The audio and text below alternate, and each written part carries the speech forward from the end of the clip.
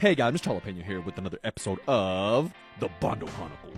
And on today's project, we're going to be repairing this rough-looking baseboard by the stairs. The client had someone replace a few pieces of the flooring here on the stair landing. They had to remove the baseboard in order to install the new pieces of flooring. Unfortunately, when they reinstalled the baseboard, it ended up looking really bad. They also cut that landing tread a little short, so they caulked it, which made it look even worse. I told the client I could either replace the damaged baseboard or patch it up. They told me just to patch it up, that way I don't have to spend more time locating this type of baseboard. I told them I could patch it up, but the only thing I won't be able to patch is that landing tread that was cut too short. They're getting ready to rent the house, so they just asked me if I could make it look as good as possible, and I said, yeah, no worries. So as you saw earlier, I was removing all the excess caulking that the flooring guys applied. I'm gonna be applying Bondo in that area, so I just want a nice clean surface to work on. I also used my brad nailer to resecure that baseboard to the wall, and then I just sanded everything down with 120 grit sanding paper. After that, it is now the star of the show, Mr. Bondo.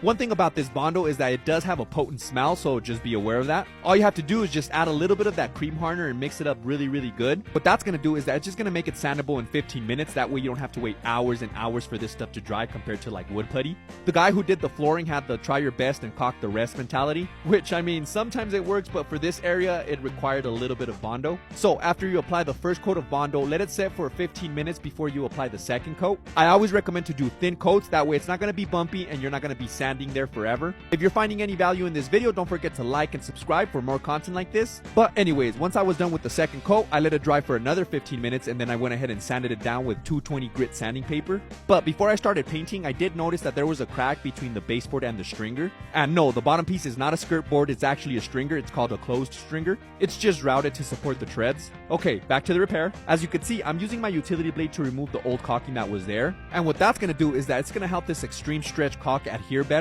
I always recommend to use this specific caulk for these areas where there's a lot of movement. I also like to use it on the kitchen cabinets where the crown molding meets the ceiling. It has a total stretch of 600%, whatever that means. And as you saw, I just apply it and use my fingers to remove the excess. You can also just get those caulking tools they sell to remove the excess, that way you don't have to use your finger. It's also good to always have a wet rag or a wet sponge on you, that way you don't make a mess. And after all that, it is now time to prime and paint. If you want to get any of the tools or materials that I used in the video, you could go to Home Depot. Or if you just want to get them delivered to your house, you could get them in my Amazon storefront. They are affiliate links, so if you want to help out the channel, you could get them there at no extra cost to you. At the end of the day, my clients were super happy with how this turned out. What do you think? Do you like how I repaired it, or would you have done something different? Let me know in the comments. And yeah, that's pretty much it. Jalapeno Solutions. Boom!